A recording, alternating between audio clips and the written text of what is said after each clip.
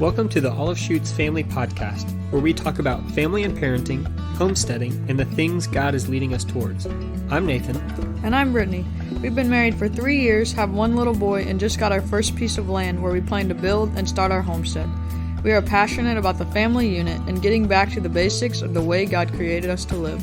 We have big dreams and are learning what it looks like to pursue those dreams while first trusting God's leading. Thank you so much for joining us on this journey.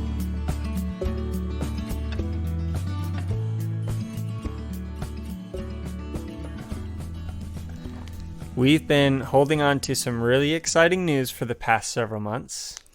Yeah, we're really excited. We are expecting our second child in early fall, and we're really excited about it. So, Emerson and this baby will be about 20 months apart, which is, kind of what we were hoping for, aiming for, and being close-ish in age. So, yeah, the pregnancy's been going well so far, and we're just really excited. Yeah, it's so crazy. Just this pregnancy compared to with Emerson, just of how different it has been in a lot of ways, and really probably the biggest way it's been different is just how quickly it's been going. Mm-hmm. Where that, when you're pregnant with your first, you obviously don't have another child running around the house. And so, I don't know, time,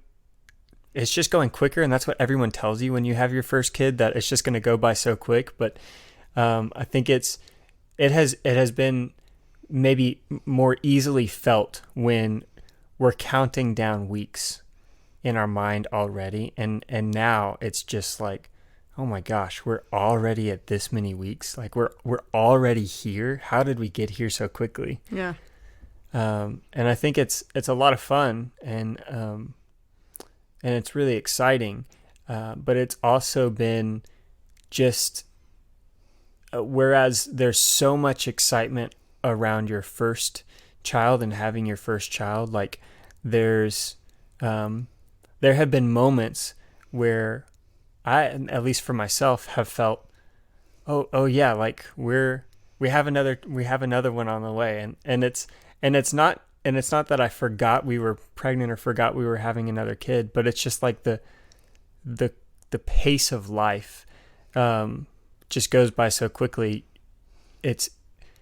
You have to take those moments of reflection and just to look at and see what God is doing in growing another little baby. And part of that is that I guess your tummy hasn't really started growing a whole lot yet.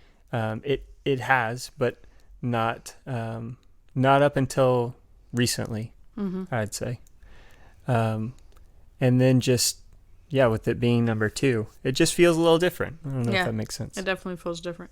I remember, just because I have been blessed to not get a whole lot of morning sickness with either pregnancy, and so like at the beginning, like there was definitely times and days with emotions and all the hormones and everything, like I definitely felt pregnant, but there's also times like just chasing Emerson around, and then the day's over and I'm like, oh yeah, I'm pregnant again. Like I just haven't thought about it as much, like whereas with him I was like counting like how many more weeks, like when is mm-hmm. he gonna be here, and right. Like we had his room already, like, almost, we were starting on his room at least by now. And like, obviously with our second, we're like, well, they'll probably share a room at some point. So it's still Emerson's room. So mm-hmm. we haven't like done anything. Mm-hmm. We've hardly bought an outfit. Like, it's just so different how, I don't know. The excitement is definitely there, but it's not the need to like go buy a bunch of stuff. It's like, well, we're just gonna wait and they'll be here before we know it. Yeah. Like I feel like this is going to be the fastest summer and probably the longest summer at the same time, because I'm going to be big pregnant and it's going to be 1,000,000 degrees, but which will be different because Emerson was born in January, so I was like in my last few months in the winter, and this is going to be my last few months in the summer. So I'm interested in how that is going to go, but I think in a lot of ways it'll be nice, because I definitely do not like cold. I don't like those freezing cold months, and So being able to get outside and play, Yeah. I think in a lot of ways will make it go by faster. And we're doing a lot of gardening, and we just have a lot to do this summer. So I really think we're gonna be like, oh, here she is. It's time for them to come. Yeah. Yeah, I think so too. I think it's going to go by quick. But I think also one of the big things that's different is, when you're counting down the weeks of expecting a little baby, especially with your first, there's so much excitement driven towards that 40-week due date. And not that there's not that same excitement, but I think there's also a recognition that as we're counting down weeks until our second little baby arrives, we're also counting up the weeks in Emerson getting older. And so yeah, we've had that recognition as well. Those moments of, well, it's not just that it's, X amount of weeks until our next baby is born, but Emerson is going to be in a whole new stage of life. And so it's trying to just be in the present more, because we are recognizing what's happening with him and being with him and playing with him and seeing how he is growing in these moments, and not wanting to rush past those. And so there's kind of like a push and pull of we want the next baby to be here, and we want to meet them so badly. And we're so excited to watch Emerson be a big brother. Yeah. But also knowing that when that happens, he's like getting close to hitting 2 years old. Like the whole year's gone. If we're just like rushing or so ready for it as much as we were like just wanting the year being pregnant with him to pass. I don't know. It's just different because we didn't have that reality of having a kid that was going to be almost a year older when the pregnancy was over, like we do now. So it's like, obviously we're super pumped for the next stage, but if we just rush to that, then we're going to miss out on his, 1 to 2 year old stage almost. But yeah, and he's just in a fun, crazy fun stage right now. Definitely full blown toddler mode, running all around the house, and it seems like he's learning something every day. It's a really fun stage. And I think that's made the pregnancy easier in some ways because, harder because he's a lot to take care of, but easier because there's so much, joy and just my mind is on him so much of the time, and, the new thing he's learning or the new word, or he's teething, so we need to soothe him. I don't have time to be focused on pregnancy symptoms very often unless they're just very, very strong at the moment. Yeah. I think one of the things that you mentioned just a second ago was just how excited we are for Emerson to hold his little sibling. And I kind of let it slip earlier. We do know that it's a girl, so he's gonna be holding his little sister. So yeah, it's hard. It's hard not when you know that I already said she. When you know the gender, it's hard not to share that. But so yeah, we're having a little girl, and just that mental picture of Emerson holding her and loving her and caring for her. It's so exciting of a thought, and it's so neat just to envision how he's going to care for and protect her and love her, and really just part of what we want to do in fostering our family culture and our family team dynamic of how we love one another and care for one another. We're just really excited to see that not just pour from us onto Emerson, but pour from our children to our children. I think is going to be really, really exciting.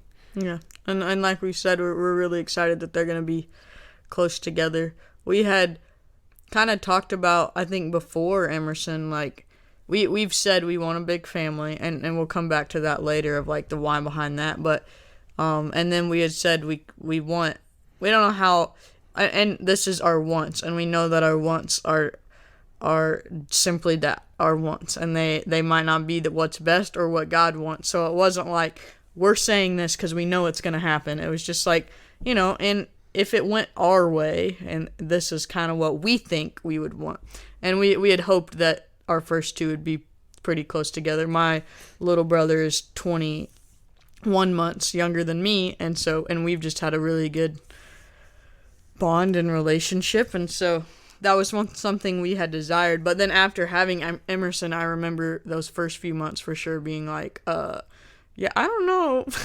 I don't know when we'll have another kid. Like, just labor and postpartum and recovering and everything. I'm sure everybody goes through that, and it phases out at different times for different people.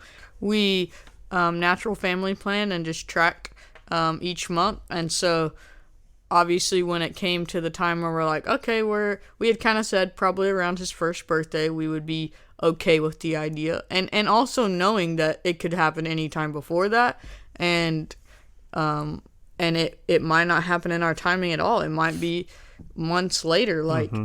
And I think that's kind of what we came to whenever we decided to start trying with Emerson, was just we're releasing all barriers of what, and then it's up to God, and just knowing, like, just because we're ready and we think we're ready, it might not be God's timing, and only He can do the next step and produce that baby. And so it's just that, and that middle time of whenever we're like ready, and then we're like past the point of ready and waiting to get pregnant.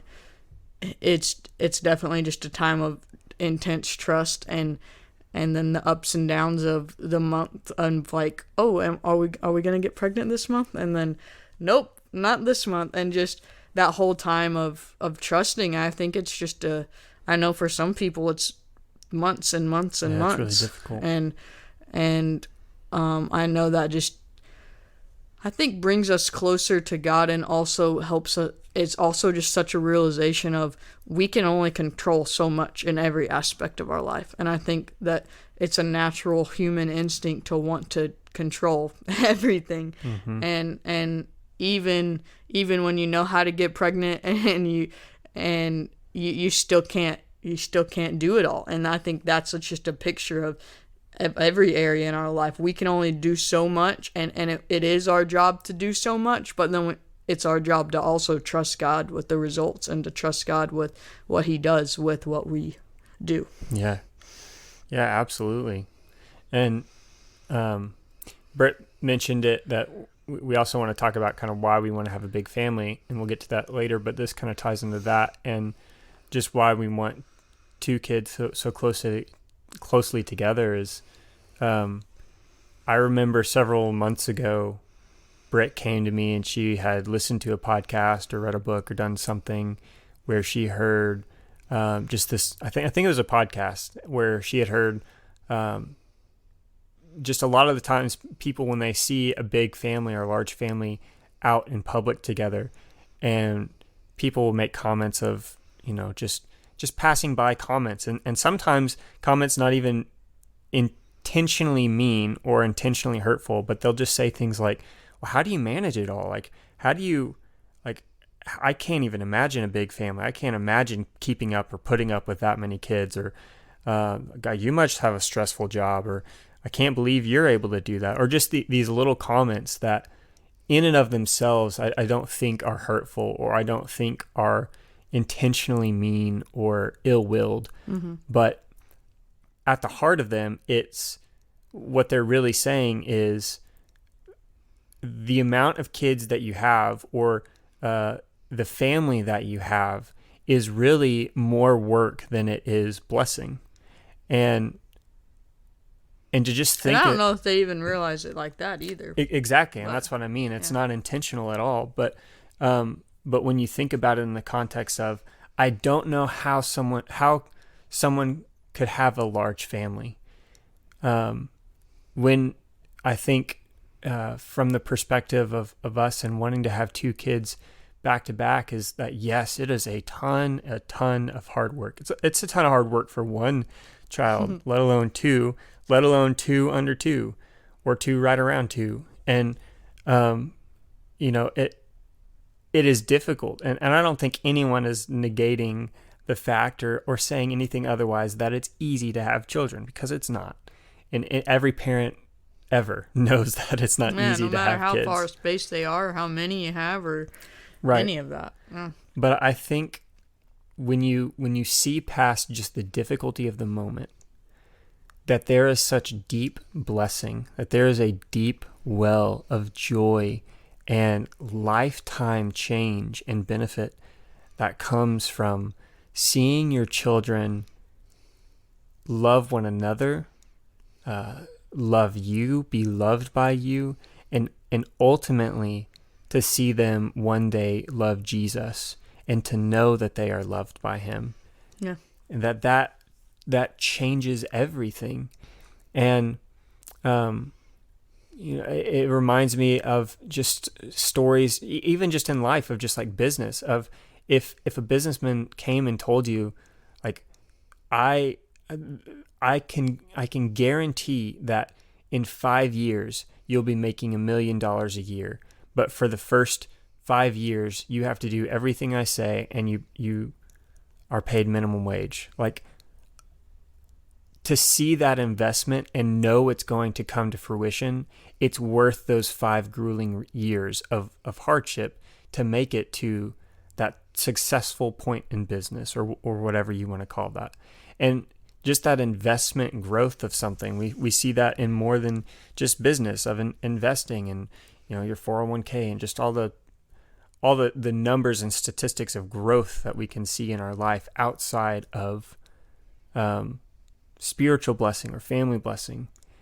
But I think specifically in the context of family, the investment that we see in having a large family, but also in having 2 kids back to back, is that, yes, those early years can be difficult in many ways. The later years, I'm sure, will be difficult in whole new ways that we can't even imagine yet. But the lifetime investment and the lifetime growth of having 2 kids close in age, best buds, walking through life together, sharing life together. Yeah. I think that picture, that lifetime investment just so outweighs all of the hardship that comes with young kids close together. Yeah. Yeah, and I think that we've gotten a lot of encouragement. I mean, I'm sure there's some people listening that are like, 20 months, what? That's not that close. Like, mine were only 12 months or 11 months or something. I know people that definitely have them much closer. But then other people would be like, no, it needs to be at least 3 years. And so I know that, like, your opinion on close together is definitely different all the way across the board. But we've gotten some good encouragement. And somebody today actually said, like, their kids, their 2 oldest, don't remember life without the other. And I hadn't thought about that. Like, with my brother, I don't remember life without him either. And that's just a cool, like, even though Emerson's gonna have been here for 20 months by himself, he's not really, most likely, unless he somehow has some excellent childhood memory, is not gonna remember those years. He's gonna remember having a little sister, and that's going to be the beginning of his memories whenever those start. And so I think that's neat and just a cool, we're excited about that.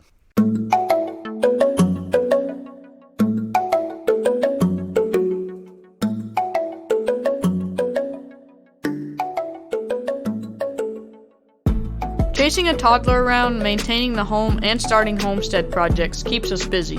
We try our best to make healthy decisions when it comes to what we eat, but the reality is we don't eat as much fruits and vegetables in a day as we should. That's why I'm so thankful for Juice Plus capsules and have been taking them for 4 years now.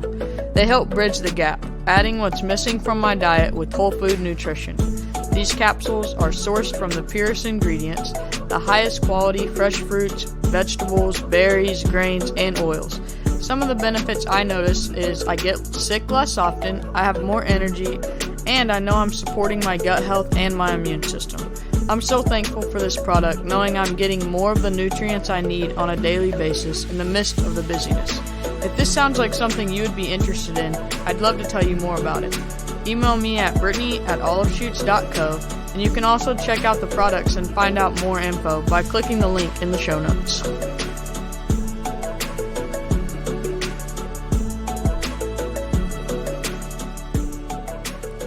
But that's not to say that there's not some concerns, because I've definitely had moments of like, I'm like going to Nathan and I'm like, Emerson was very clingy and whiny today, and I don't know how I'm going to do this whenever there's two of them. And just like, that's definitely, even though we're extremely excited, I know that's going to be a learning game for sure, for, I don't know, probably forever, but for sure just like the beginning of having two very dependent kids. And Emerson's becoming more independent, but also not. Like, he still doesn't go to the bathroom by himself. He still can't make his own food. Like, he still can't really he can walk. That's the extent of his independence at this moment. But, which is huge. It's helpful that he can walk. But, yeah, it's going to be fun and also probably hard figuring out how to adjust with two very dependent little kids, little babies.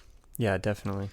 And then it's also the thought I think I've had, like, but Emerson's not going to be my little baby anymore. Like, he'll always be my little baby boy. But just that, like, I don't know, it's all on his time is all. It's like my attention is on him and Nathan, obviously, when you're home. But when you're not home, he has my undivided attention, you know, for the most part of the time that he's awake. And so it's just going to be a learning game for him. And I know that, of like sharing me and understanding that little sister needs a diaper change. Little sister needs to be fed. And so you're going to have to be patient. And so I think it'll just open up just a whole new learning for Emerson, of learning like how to be a big brother and how to be patient, and also how to take care and help, and just me being able to include him in that. He's already been such a good helper, and I can't wait to like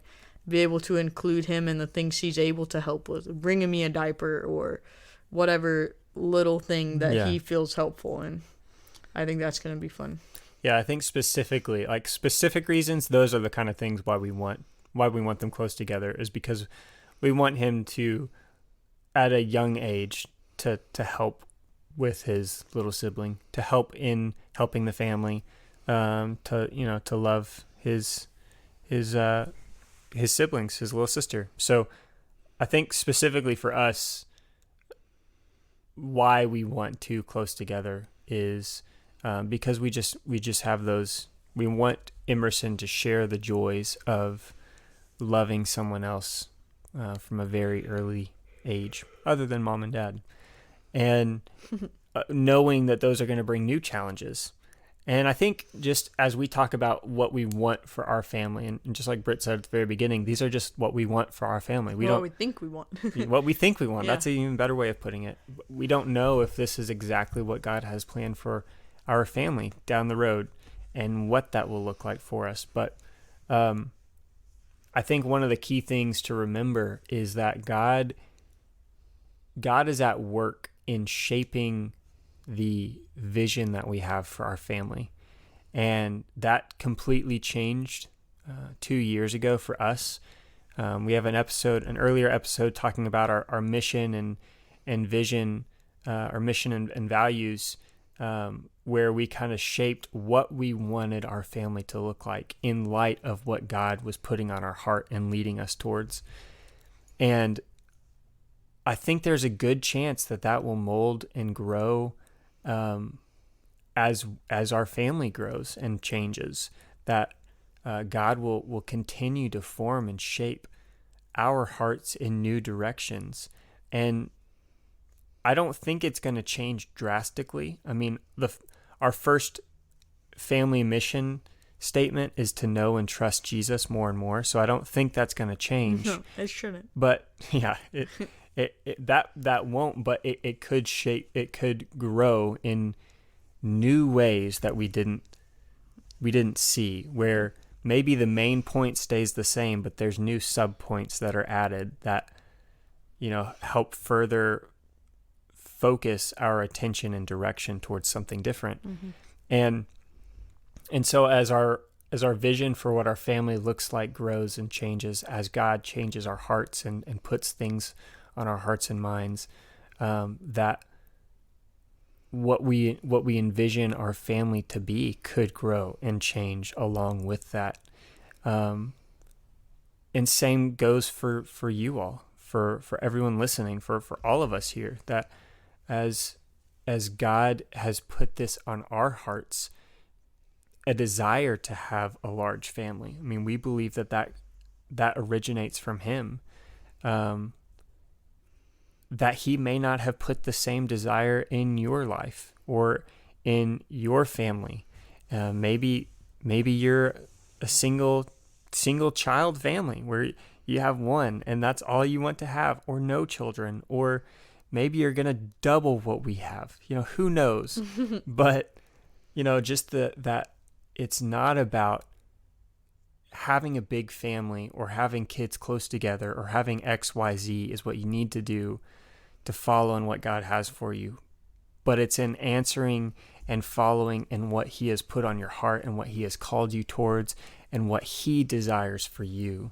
Yeah. In light of what you want for your family. Yeah. And walking in those things. Yeah. Which means taking that to Him and praying about that, not just sitting down and thinking, what do I want? Because again, we can only do so much. So what we want, we don't have 100% control over in really any area of life. So just taking that to Him and not making those decisions, just making a habit, which I think we're all struggle with, and it's something we've tried to be better at, of making a habit of going to God in prayer over those decisions, over everything. Not just saying, we want a big family, all right, that's our goal, or we want to move, all right, we're moving, or we want to whatever that want may be, and not just doing it, but first taking that to God in prayer. And if it happens, if you both feel a peace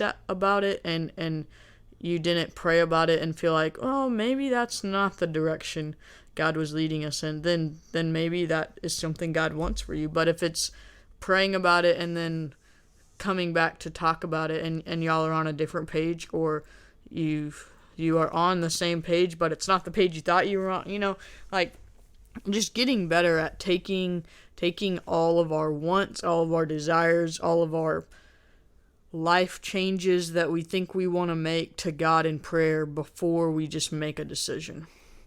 And really seeking, is this something you want for us? Is this something that's going to bring you glory, or is it something that's going to bring our family glory? Because that's not what we want. We don't want to have a lot of kids just so that we can have a lot of kids.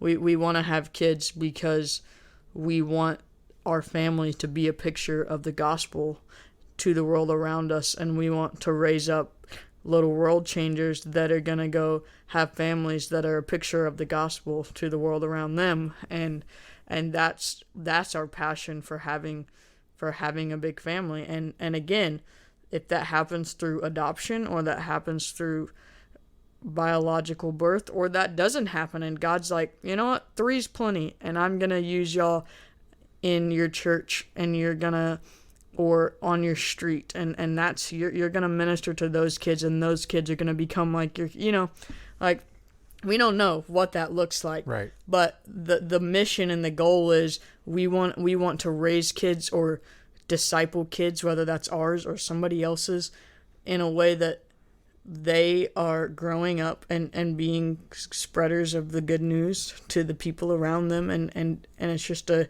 generational impact of what, there's only so many things that when we leave this world can carry on and still have meaning, and there's things we have to do, like we have to make money, we have to provide, but the way we do that, and the way we live our life in our work, and the way we raise our kids. I mean, raising our kids is literally the single most important thing that has generational impact. That's personal. And then discipling kids, because they're all going to grow up and have families, or grow up and do something, and whether it's following after Jesus or not is up to, them meeting Jesus.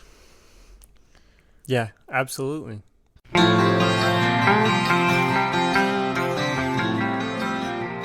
Have your allergies been acting up? Every year when the seasons change from winter to spring and from summer to fall, my allergies start bothering me. Earthly's Sinus Saver is an herbal tincture that provides natural support during allergy season. It works best when taken consistently and helps to give you relief from sneezes, sniffles, sinus pressure, watery eyes, and all those other annoying allergy symptoms. Sinus Saver uses the power of herbs to help clear the body of excess histamines and calm allergic reactions. My family is thankful for this product, knowing we are fueling our bodies with natural things to help us feel better versus the typical over-the-counter medicines that oftentimes have other side effects. I also love that it's safe for our little one. If you're interested in Earthly Sinus Saver or any of their other products, click the link in the show notes.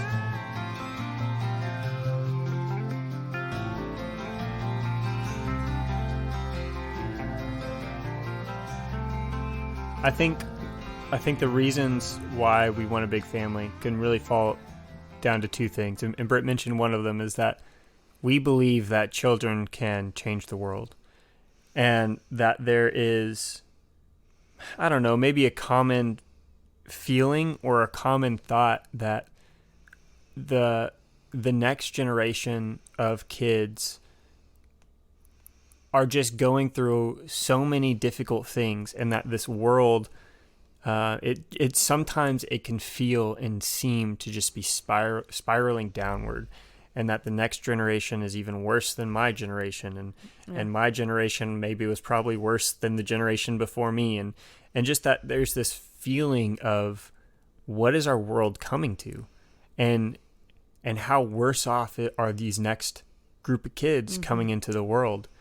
And I think we feel and we believe that bringing children into that world is not something to be fearful of, but it is something to celebrate, in that the children of the church in this next generation of the church are going to be the ones to change everything. Yeah, and I think that's definitely a conversation of like that we've had of, babe, are we sure that like this world is messed up? Why do we want to bring kids into this world? Like, and it just seems like such a dark time in so many ways if you're just consumed with the news or just what's going on. But that the reality is that if Christians stop having kids, if there's not families raising their kids to know Jesus, then how bad off is it going to be? I mean, then what's the next generation going to look like? And who's going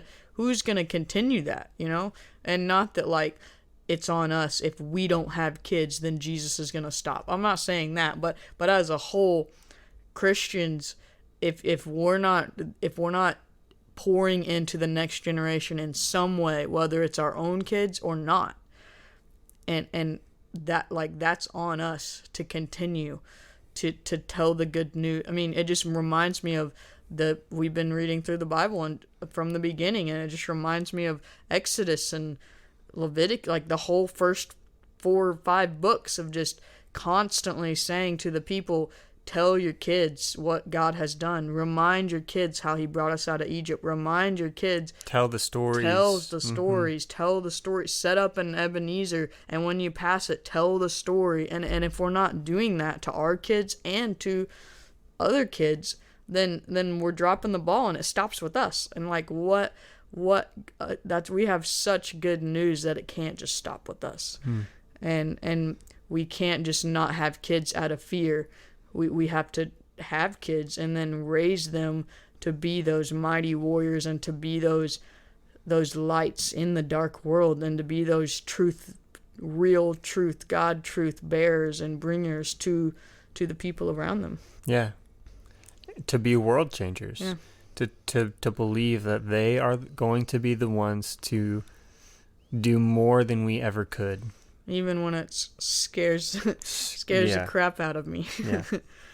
And I think the other thing, I said there are two things. The other thing is that we believe that children are a blessing, that as challenging as it is to parent and to raise kids, that they are a blessing. And I mentioned, I was talking about it in the sense of it's an investment, that the investment will grow. But I don't mean that in the sense that our 1-year-old has nothing to bless us with right now, but he will when he's 25. Because there's so much that we have seen and learned about who God is because we're parents now. Mm-hmm. And can almost bring me to tears just thinking about the love and the goodness that our Father has for us, and the way that he sees us, and the way that he loves and lights up when we run to him as our Father. Just that deep, deep joy is a blessing that cannot be experienced outside of raising children. And it literally makes all the hard stuff in that moment, yesterday he's literally cutting like 5 teeth at once. And so he's been extra whiny. And then, even though it's 5 minutes of that day maybe that he's giggling and chasing and running into your arms, like you forget the entire rest of the day in that moment, because it's just the joy of he's okay. He's okay in this moment. He's not in pain in this moment, and he's happy and giggling. And I think we're going to see that even more as discipline enters the picture in a different way, and how you just can't we just can't explain the love you have for your kid, and knowing that God loves us even more than that because he's God. And we still can't wrap our mind around that. But just seeing that, there's nothing that Emerson can do that when he runs into our arms, we're not gonna pick him up and give him a hug and give him a kiss. In that moment, we're gonna embrace him because he's running to us as his mom and dad, and that's how God is. Even though there's gonna be, like we've talked about, there's consequences for things we do, and there's moments that we break God's heart.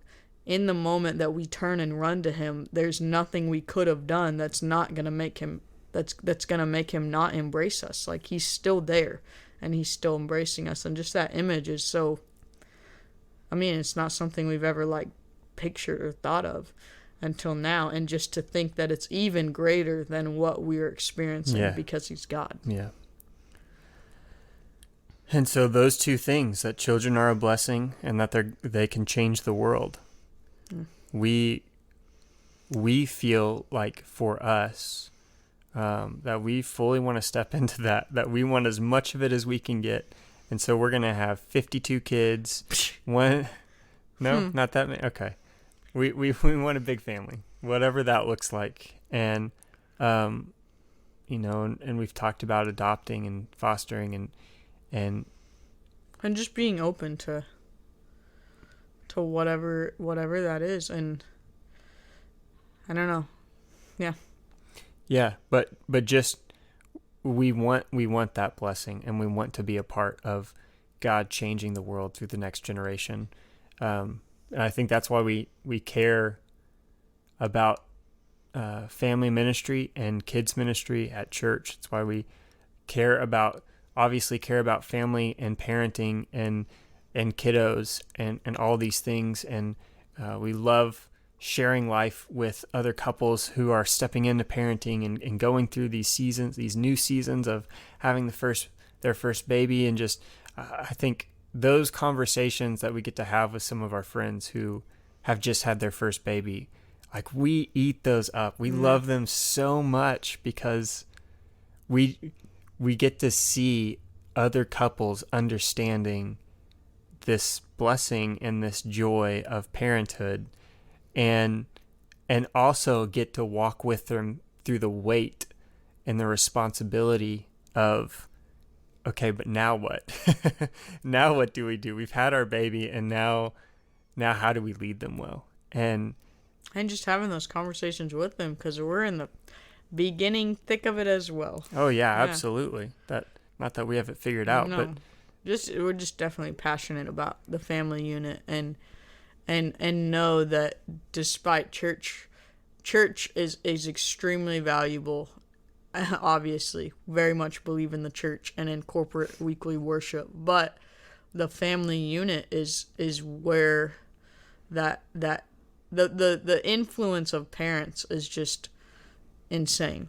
And we've seen, kids get saved and be the first one out of their whole family to get saved. And so I know that parents are not the only way that kids get saved, but the impact that parents have on their kids and the spread of the gospel through their family is just, it starts at home.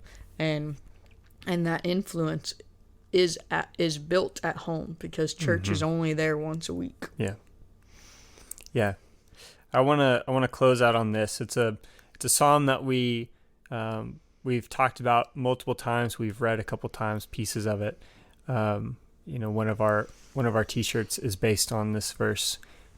But I just want to go back to it just as a reminder for us, but also just for any listeners that it's just a good reminder to turn back to. Psalm 127 says, "Unless the Lord builds the house, those who build it labor in vain.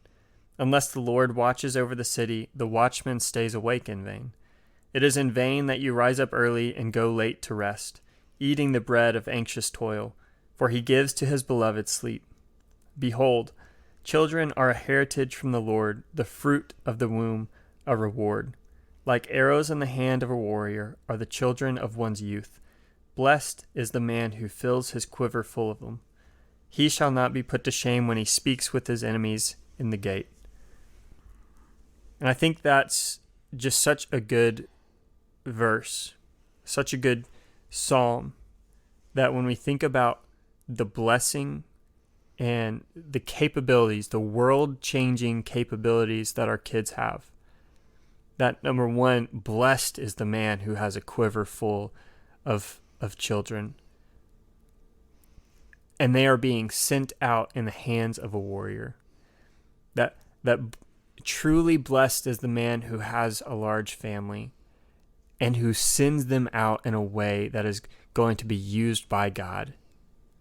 I just think that visual is such a powerful one.